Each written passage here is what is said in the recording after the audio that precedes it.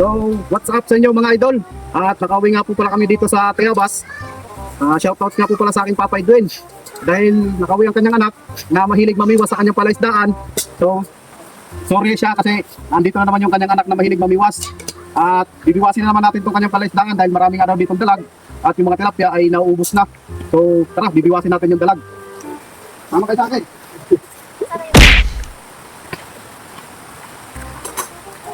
Yan mga idol, lumiwas na tayo. Abang-abang na lang kayo sa mga huli. So ngayon idol, may huli tayo. Ayan, nahuli natin yung dalag na sinasabi. Nakita mga idol. Kung nakikita nyo, ayan, nahuli na natin. So medyo may kalakihan na, tingnan nyo naman kung kita nyo. Wow! Mga idol, so tuloy-tuloy lang tayo sa pamimiwas kasi may natira pa daw dito tilapia. Nang dahil dito, naubos na yung tilapia na mga similya. So ito na mga idol, yung ayan, press na press pa, gumagalaw. Mga idol, so abang-abang na lang uli kayo mamaya dahil mamimiwas pa ako. So ayan mga idol, wala pang nasabad ngayon. Tahimik pero first bite natin, yun ang talag. So yun ang home provision dito sa fish pond nila Papa Edwin at Mama Vilma. Kaya uhuli na natin. So may ginaman at nagpahuli siya, hindi na tayo nagpakahirap para biwasin. Dahil siya ang first bite natin.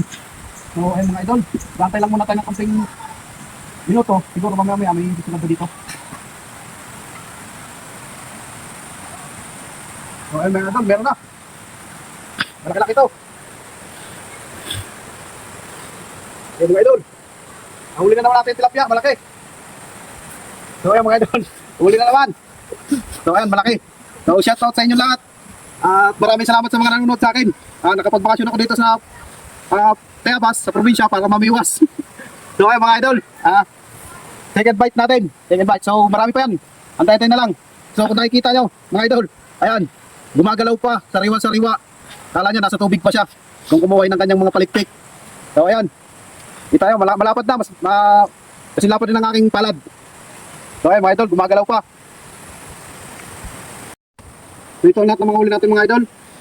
Malalaki ng tilapia at saka may isang dalag tayo na huli. So yun na naman murwisyo sa mga similya ng tilapia. Kaya kakunti na lang ito ngayon.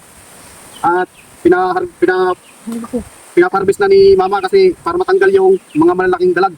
So hanggang dyan na lang kasi marami pa to. Kita yung mga idol. Kaya huli namin. Nalapad ng tilapia. Ito yung first bite natin na dalag. Kung nakikita nyo. So ito. Gagatan natin. At ito yung mga tilapia. Ibabangi.